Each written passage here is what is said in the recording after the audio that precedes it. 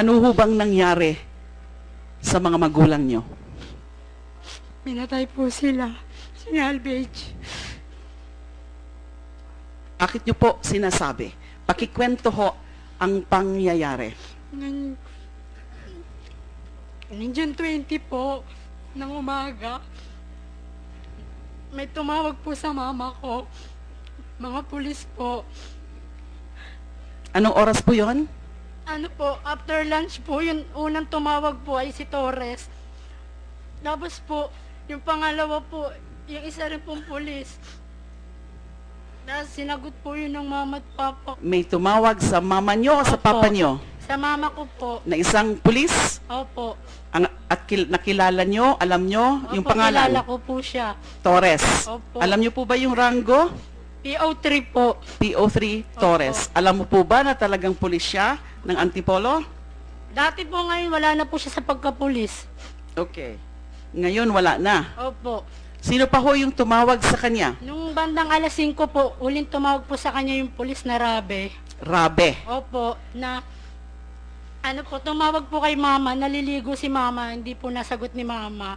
Sabi ko po, mama, may tumatawag sa inyong Rabe.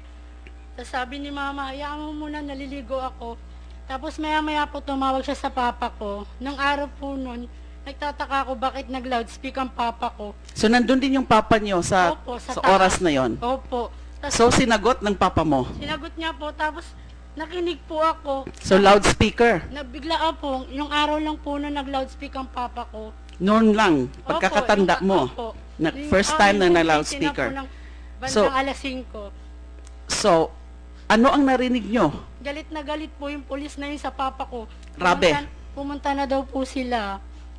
Yun ang pagkakasabi. Opo. Pumunta na sila. Saan po? Hindi ko po alam kung saan lugar eh. Basta ang alam ko po, magre-remit po sila. Aside from you, tsaka yung mga magulang nyo, meron pa ho bang iba sa bahay nung time na yon na tumawag yung Rabe? Mga kapatid ko po. Ilan sa mga kapatid mo ang nandun din? Lahat po kami. Narinig din kaya nila yung naka-speaker na telepono? Opo, narinig po cellphone? rin po.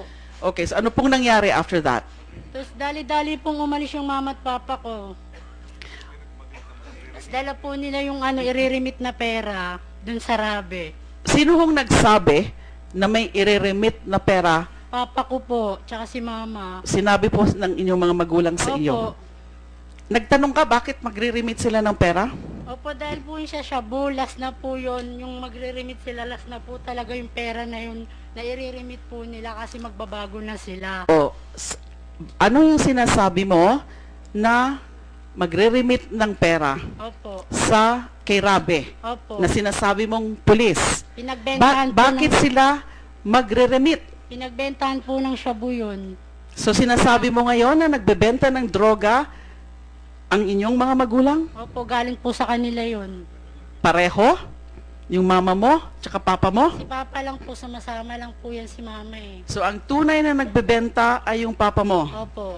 Pero sabi mo, sumasama sa papa mo, Opo, kasi yung mama mo. ayaw niya pong hiwalayin si Papa eh. Sa pagkakatanda mo, gaano na ba katagal nagbebenta ng droga ang inyong papa?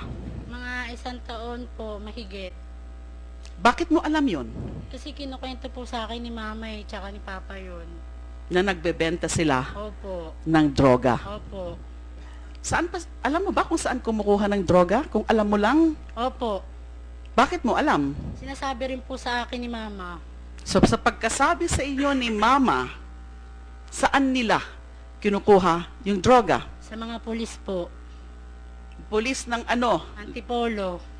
Kilala mo ho ba ang mga pulis na yan? Opo, Na kilala ko nagbebenta po ng sila. droga Opo. sa mga magulang mo? Opo. Ma- paano mo alam ng mga pulis sila? Kasi po, pumupunta sila sa bahay. Natin po nila yung droga dun sa bahay namin, pinaparipak po sa papa ko. Pag pumupunta... Madam Chair, Yes. para lang fair, kasi sa mga resource persons, let it be put on record na June 20, 2016 nangyari ito, di ba? Opo. Okay. Kasi nag-take over yung mga resource persons July 1 or July 2. So, 10 days later. So, wala pa silang kinalaman dito as far as leadership is concerned. Gusto ko lang liwanagin yan, Madam Chair. Para lang parehas. Yes. Yes, we take note of that. Okay, so, okay. So sabi mo, ang mga pulis mismo ang nagdadala ng droga. Opo. Paano mo alam na pulis sila? Naka-uniform po eh. Tsaka ano po, alam ko po kung saan sila nakadestino. So pumupunta sila sa bahay ninyo, Opo. na sabi mo, magbibigay ng droga o magsusupply ng droga sa mga magulang mo, lalo na yung father mo, na naka-uniforme. Opo. Ilang beses na ho ba sila pumupunta Maraming beses na po. Pag sinabi nyo maraming beses, kasi sinabi nyo po, 1 taon na Opo. nagbebenta ng droga yung yumao mong ama. Opo. So, sinabi mo, maraming beses pumupunta sa bahay nyo para magdala ng droga. Opo. Mga ilang beses po kaya? Kung Kunwari- natatandaan nyo lang po. Kunwari po sa loob ng 1 linggo, 4 na beses sila pumupunta. Mhm. At ilan ang pumupunta? Ilan ang pumupunta sa inyo? Minsan tatlo po sila, minsan 2. Hindi po pare-paro, 2, may gano'n, may 3. Oh, eto ho bang mga pumupunta sa inyo ng ilang beses? Sinabi nyo nga, 4 na beses kada linggo. Pero pareho lang ho ba sila? Na dalawang pulis, 3 pulis? O ano? Puro pareho lang ho ba sila? Opo. Yung 2, 3? Hindi po, iba-iba po yun. Iba-iba. Opo. So gaano karami yung mga pulis na yan na sinasabi mo na madalas pumupunta sa bahay ninyo? Pero iba-iba naman. Minsan 2 lang sila, minsan 3 lang sila. Sa mga pagkakakilala nyo sa kanila na mga sinasabi nyo pong pulis, mga ilan po kaya itong grupo na yan? Mga mga 30, mga 40 po sila. Sigurado ka po? Opo. So ano-ano lang sila? Parang paiba-iba? Iba-ibang Opo. ano? Opo. Meron ho ba kayong mga pangalan? Meron po. Nandyan pa kaya sila? Opo, nandyan pa po. Nandyan pa. Opo. Alam ko na sa inyong sinumpaang salaysay, nagbanggit ka ng mga pangalan. Opo. Pero hindi naman po ganong karami yung linagay niyong mga pangalan dito sa affidavit nyo.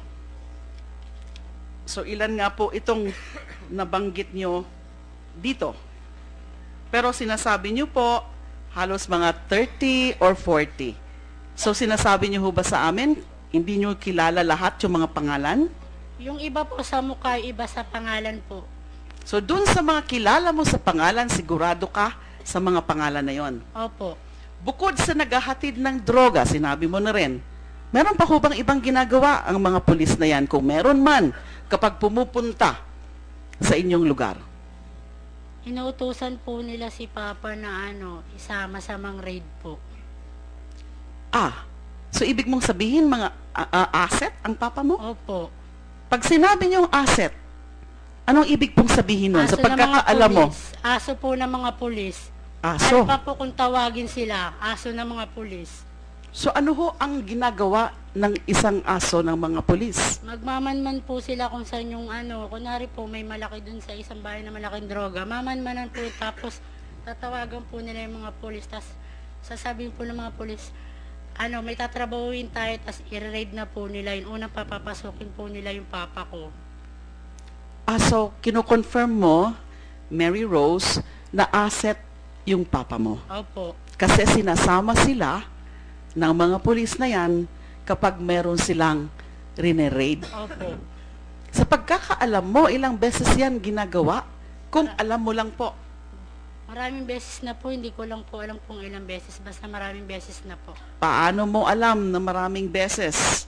Kasi po, yung mama ko sinasabi rin po sa akin, tapos po yung ibang mga pulis na yan, malapit din po sa may bahay ng asawa ko nakatira. So may asawa ka na pala. Opo. Okay. So, hindi mo lang matandaan, pero sabi mo nga, maraming beses na sumasama-sama ang papa mo sa mga operations o sa mga raid ng mga pulis na yan na mga sinabi mo na sa isang grupo. Opo. Ano pa ho ba ang ibang ginagawa ng mga pulis na yan kapag nasa bahay ninyo, kung meron man? Yun nga po, pagkatapos po nila raid, yung mga nahuli po nilang shabu sa mga tao, pabebenta po nila sa papa ko. Papadeliver din po sa mga kasama nilang asset. So, ibig mong sabihin, alam mo, dahil siguro kwento ng papa mo o ng mama mo, na kapag sumasama sa operations o sa raid ang papa mo, meron silang mga nahuhuli o meron silang nakukuha na mga shabu. Tapos dinadala yung shabu na yan sa bahay ninyo. Opo. Hindi, nakakita ka ba ng ganon? Nakita mo ba mismo yung ganong mga pagkakataon na merong shabu na dinadala yung grupo na yan sa inyong bahay? Opo.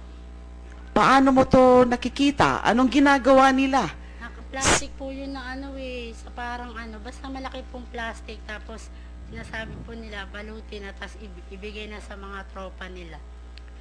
Ibibigay sa mga tropa nila. Pag sinabing tropa nila, ano po yon? Yung mga rin pong asset ng mga polis.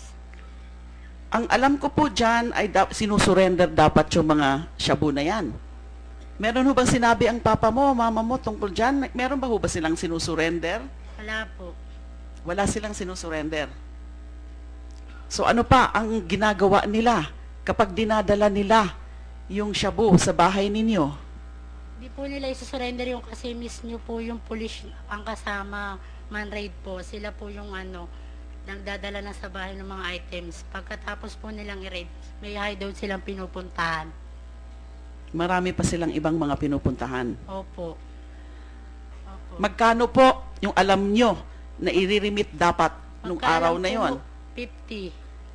50 what? Pesos? 50,000 po. 50,000. Kasi last na po yun eh. What do you mean? Ano po bang ibig sabihin nung sinabi mong last na yon? Kasi po magbabago na sila. Magbabalik na po ulit si Papa sa pagmamaneho niya.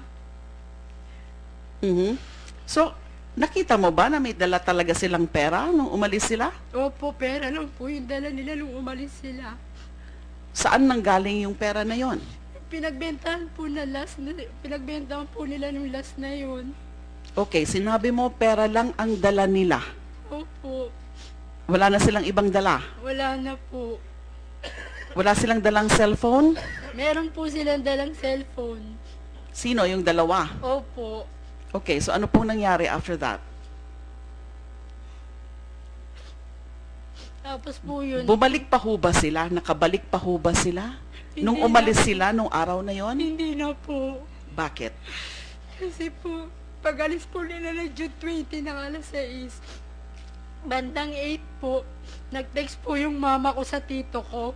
May huling text po siya sa tito ko. Na ang sabi niya po sa tito ko, pag hindi, bako-bako nga po yung text pag di na daw po sila nakauwi, si Rabi lang daw po nagpapunta sa kanila at nagpatawag. Tapos pangalawang text po, sabi niya sa tito ko, Duko, pag namatay kami, ang papatay sa amin ay si Hong. Sino Si po? Hong po. Opo. Sino po yon? Pulis po. Bakit kaya nasabi nila na si Ong ang papatay sa kanila? O si Rabe? Si Hong po. Si Hong. Yun po yung text na huli sa akin, ay huling text po ni mama sa uncle ko. Tinext sa uncle nyo. Opo. Nasaan po ngayon yung uncle nyo? Nasa trabaho po. Pinakita ba ng uncle mo ang text na yon? Opo. So kitang-kita mo yon Opo. na ganun ang sinabi ng mama mo. Opo. So, ano po nangyari? So kailan ho nyo nakita muli Ano po? yung mga magulang? 22 na po. Kilala mo ba si Hong? Opo. Kilala mo? Ano pa nga? Isa ho siya sa dating pumupunta sa inyong bahay na sinasabi mo para maghatid Hindi ng ko- droga? Hindi ko po siya naabutan sa bahay. Kilala rin po siya ng mga kapatid ko. So never mo siyang nakikita noon. Opo. Pero kilala siya ng mga kapatid mo Opo. at siguro ng mga magulang mo. Opo.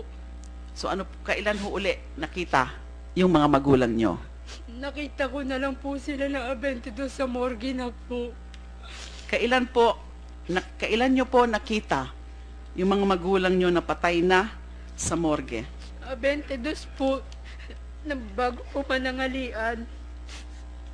So ilang araw pa pala yung nakalipas Opo, bago nyo nalaman at nakita na patay na opo, ang inyong mga magulang. opo.